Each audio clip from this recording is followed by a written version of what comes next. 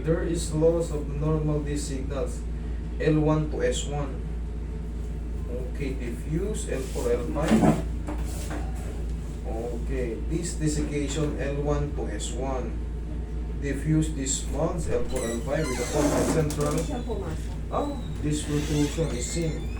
Denting in the ventral thecal sac causing moderate central spinal canal stenosis.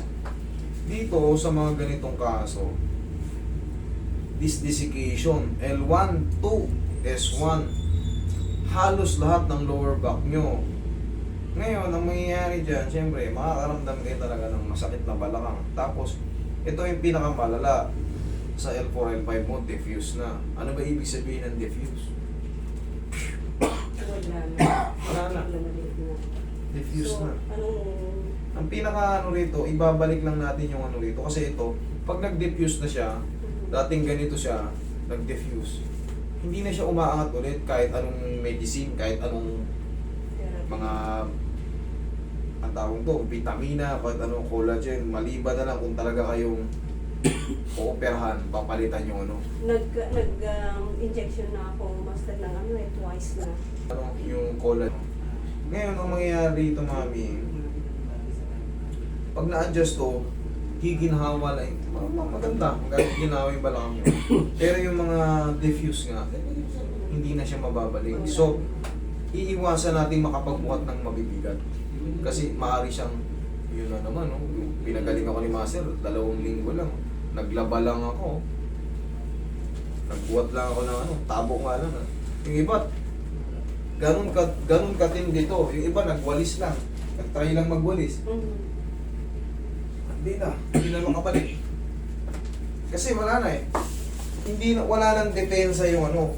Ang tama mo ay L1, magmula hanggang S1 hanggang baba. Ubus lahat yan. Puro desiccation. Ano ibig sabihin ng desiccation? May ganito siya, putok. Putok yung gilid. Either to the left or to the right. Ganun ang ibig sabihin ng desiccation. Sige po. Ngayon, ano ba yung pangkaraniwang nararamdaman nyo? Dito, sobrang sakit mula dito. Sobrang sakit? Doon, tsaka... Ang problema, naka-leggings naman kayo. Malabot siya. Madalas kong binibilin sa inyo, magkano kayo, yung tinatawag na malong. Pag pit na pit, malambot ka eh. Paano naman natin ilulusot mo? Wala ba pwedeng... Tarlak. Tarlak. Palaging sumasakit dito nyo. Dito. Okay, sige.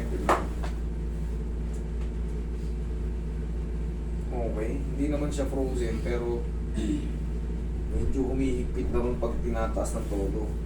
Oo, pag ginagano ko nga eh, hirap akong magpupad-pad eh. May swelling yun dyan sa meron dyan. Sa mga ligaments dyan, mga muscles. Kaya nahihirapang yan. Pero madali lang yan kumpara sa mga Nung pag-posisyon, Posisyon. nung na-accident ako sa motor, ito pag tinataas ko ito, wala ng pwersa, bababa na. nung na-disgrasya pala kayo sa motor. Oo. Pero hindi kayo na-fracture. Wala nang fracture. Sabi, nagpa-check up ba kayo? Sa x-ray, wala. Sure kayo ha? Wala. Kailan kayo na-disgrasya? 2007 pa. Okay, matagal na pa naman. Sige. Relax na. Tanggalin mo na rin yung kaya. Relax lang po. Tayo ka. Tayo. Harap kang pa gano'n.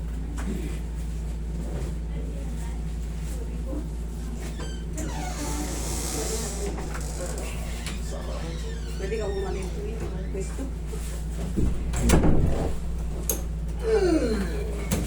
Okay po. Grabe dami.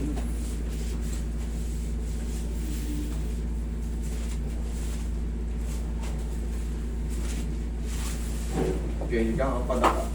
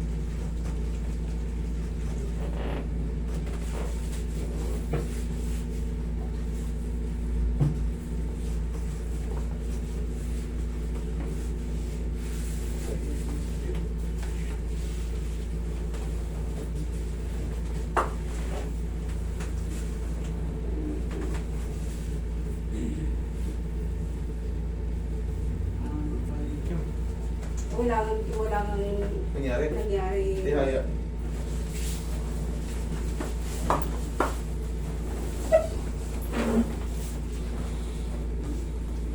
Tupi niya yung tuloy sa taas ng ulo.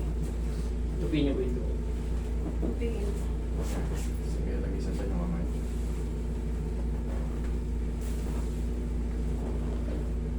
Okay, relax lang.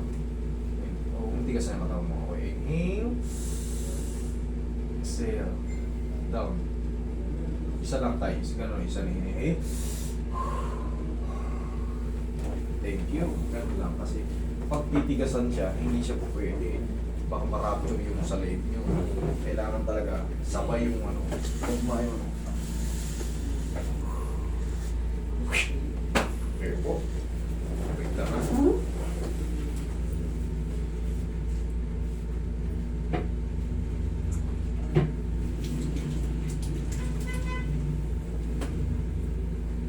Ayun. Tao. Nalis ko na yung tao. Parang ako nahilo kanina.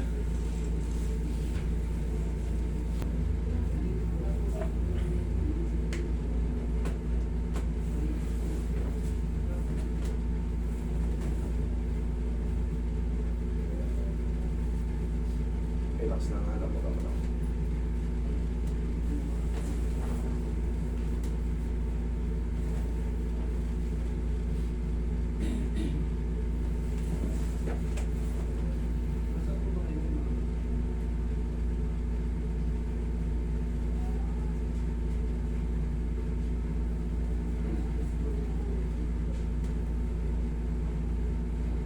Kung may matira mong pain na konti, mga 1 week, mag-subside lahat siya. Okay? Check mo ikaw sarili mo. Check. Check mo nga, sir. Lumuwan. Tumuwag na. Okay, thank you. Ikaw na, mami. Kasi pag ginagawa ko yun, parang Tight nga kanina pag inaangat natin. Parang pagdadating sa dulo. Oh, mami, buko muna. Masakit na ba? Sige, na. Medyo tagilid na pala yung lakad nyo pag ano no. Tagilid na, oo. Nasaan yung x-ray niya? Yung pinaka ano niya. Kung walang ay Relax yung... Yung pinaka-film. Ay, hindi ko yung dinala, master. Kala ko yung result lang. Hindi, yung bone structure niya mahalaga rin yun. Oo. Sige, higa kayong patigilid. Tagilid kayo. Pag nakatihaya kayo, nasasaktan kayo. Tingnan-tihaya kayo. Siguro, tingnan natin. Parang mayroong kuryente na Yan, o. Kita nyo. bumabakal sa ano. Diyan mo kasi malalaman, pagka naka-straight ka na ganyan, may nangingimay, nanginguryente. Tagilid. Hanggang doon sa daliri. Tagilid ka. Dito sa side natin. Tagilid ka. Pag ganyan, Pag ganito, Okay. meron pa rin sakit. meron pa rin Pero sakit. hindi kagaya ng... Sa kabila, Sa doon tayo sa kabila. pinakamaluwag, sa kabilang side. Tingnan natin kung ano yung pinakamaluwag. Ay yung mas maaluwag. Mas komportable. Yan. Minsan, nasa pagka naiibit, masakit din siya. Yan, ganyan ngayon. Mas maluwag siya. Oh. Okay, dito tayo magsimula.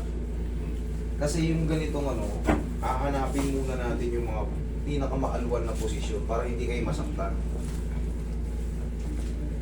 Kasi kung magsisimula tayo dun sa masakit na kagad, lalo pang sasakit yun kasi sasayad yun eh. May ano dyan eh.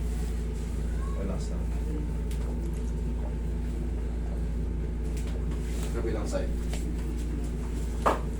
Kabilang side. May sila.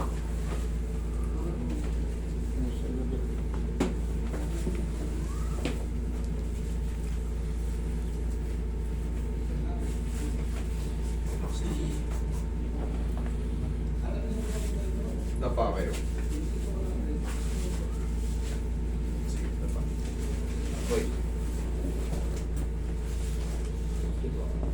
O, pili ka na ng isang tissue.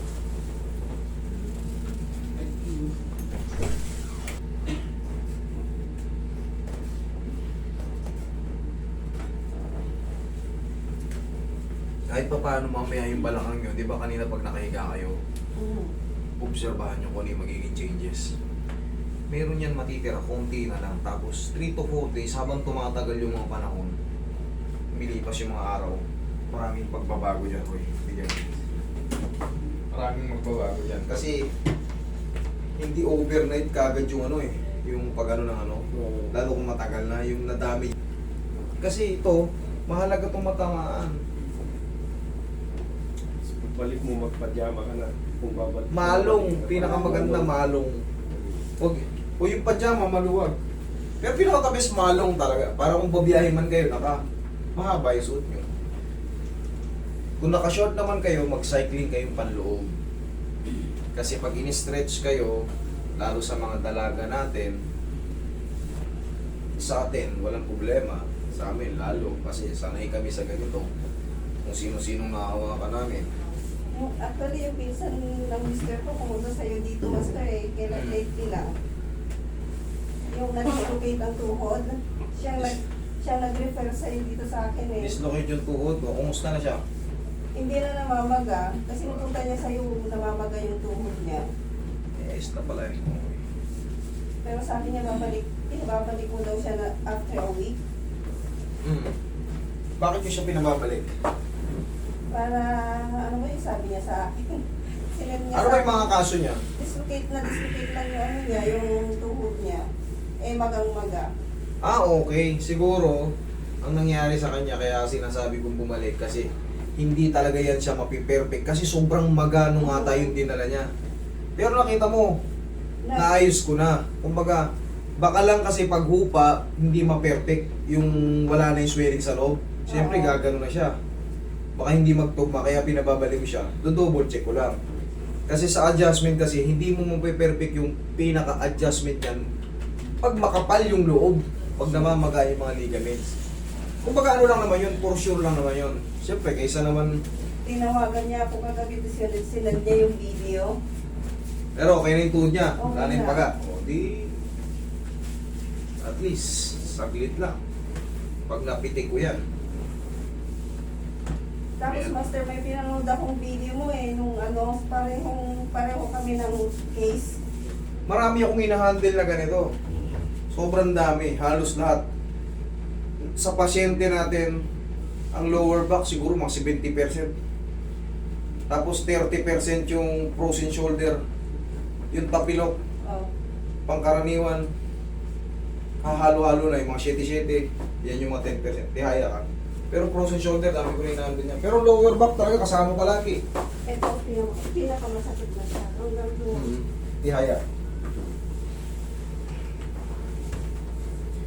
Kailan ba ang balik niyo? Babalik pa ba kayo ng ano? Babalik. Tihaya kayo. Kailan ang balik niyo? Para mas second session natin to kasi medyo severe na to si Mami. Siya lang na siguro kasi nakasigil ako sa mata. O hindi, siya na lang. Consel lang. Wait, within this week, master? After 1 week. After 1 week, okay. O, inhale. Exhale.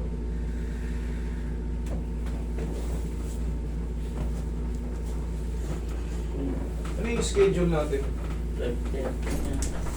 Sabi nila ng Yung 14, meron ba tayong 14? Feel lang sakit na nararamdaman doon, nararamdaman ko. Dito na lang. Kanina kasi namamanid eh. Namamanhid mula dito kayo. Ngayon, iba na yung pakiramdam niya. Kaya nyo nang tumagal dyan. Tagilid. Hanapin natin yung ano. Tignan nyo yung pakiramdam kanina. Para malaman nyo kung ano yung changes kagad sa unang Ito pitaw. masakit, master. Yung laman, sa banda. Dito. Dito sa muscle, sa puwet. Hanggang dito sa ano, dito sa... Okay. Sige, kabilang side. Para makasuri natin kung... Sakit pagka ganun, gumanon ako. Yan. Masakit din. Sa banda. Doon pa rin yung pinaka-portion ng muscle sa ano. O sige, balik kayo ulit dun sa ano. Dito sa angat. Iangat natin. Patatamaan natin. Yan. O muscle. Pag ganito. Yan. Yan na lang. Dito. Normal lang yan. Normal lang yan. Pero pag sa balakang ang masakit, yan kasi yung tinatawag na ano eh. Yung nako-compensate. Dahil sa impingement. Dadaanan yan. Kaya mahalaga na nakaano kayo. Nakamaluwag. Kasi pag naka-leggings kayo, hirap i-shoot. Ngayon, yung mga muscle na yan, yung pag ganyan, papunta sa legs, talagang dadaanan ng ano yan, dadaanan ng tinatawag na sciatica, o yung sciatic nerve. Ngayon, ang pinaka-the best niyan, pag na-adjust yung balakang nyo, Pag nawala na kasi yung problema sa pinakabalakang, habang tumatagal, mawawala na yan. Pero ang pinaka-the best talaga, sabayan nyo na ng vitamin sa nerve para mag-regenerate siya ulit. Kasi sa loob ng isang taon na nakaipit yan, kaya ngayon lakad nyo, mami, hindi nyo maituwid kasi nga naiipit. Pag pinilit yung hindi nyo kaya. Ngayon yun yung tinatawag na impingement. Siyempre, sa tagal nga ng panahon, na-damage na yung mga nerves natin. Sa tulong ng adjustment, sa tulong ko, sa tulong ng mga vitamina sa nerve, kayo ang magbe-benefits. Okay? Tapos, ito, abot nyo naman to, kahit sa bahay lang, kahit pa paano, haplos-haplosin nyo yung mga muscle, katulad yun dito. Dito kasi walang joint yan. Walang joint yan. Talagang nadadaanan lang ng ano yan. Yung blood circulation na galing sa nerve, siyempre dadaan dyan. Kaya pagka ano, kumikirot-kirot siya. Pero pag ayos nga yun dito, maayos na rin yan. Yes, dito. Hanggang dito sa may bukong-bukong, master. Opo, hanggang dito yan, mami. Yung sciatic nerve na tinatawag. Sinasabi ko. Oo. Eh sa'yo, magmula L1 hanggang S1, sira na yan lahat. Oh. Kita mo lahat yung puro pa ganyan.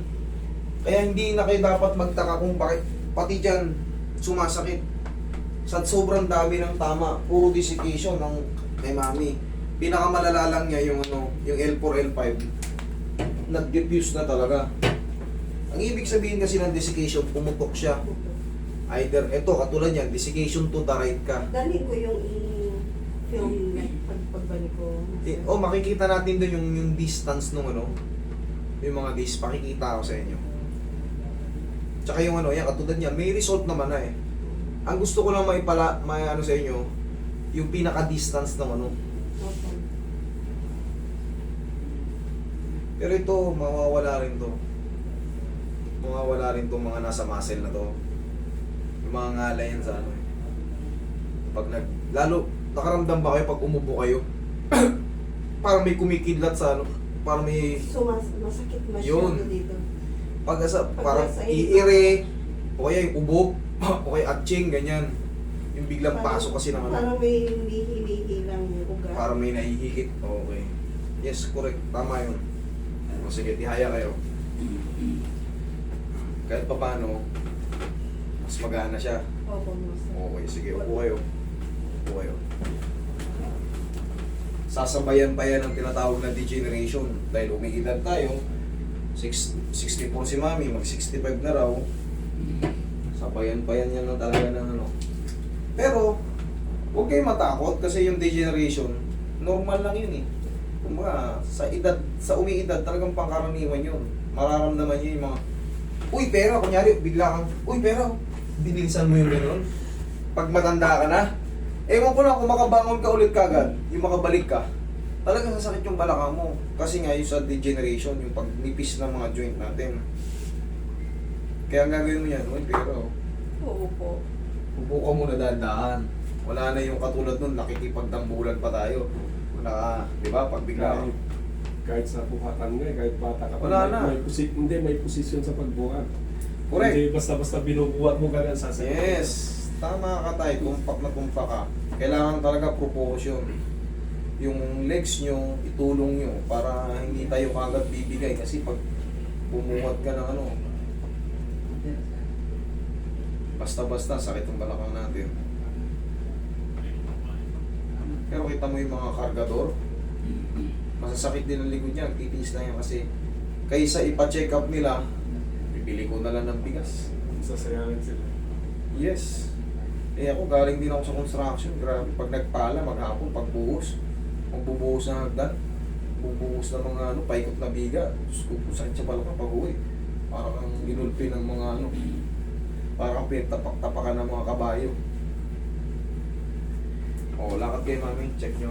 Tapos 14. Balik kayo dito. Sige, lakad kayo. Masakit pa rin, pero hindi masyado. Masakit pa rin pero hindi na masyado. Ibig sabihin, humina na siya. Ngayon, 3 to 4 days, magsusubside pa yan. Kasi, kung talagang walang nangyari, lalong masakit or mali. Kung mali ang adjustment, lalo siya mas masakit. Hindi siya hihina. Pero ngayon, may pain pa, sabi ni mami, Ulitin ko lang, may pain pa pero hindi na gaano. Hayaan lang natin mag-subside yung ano, adjustment. Ha? Okay, thank you. Thank you, Master.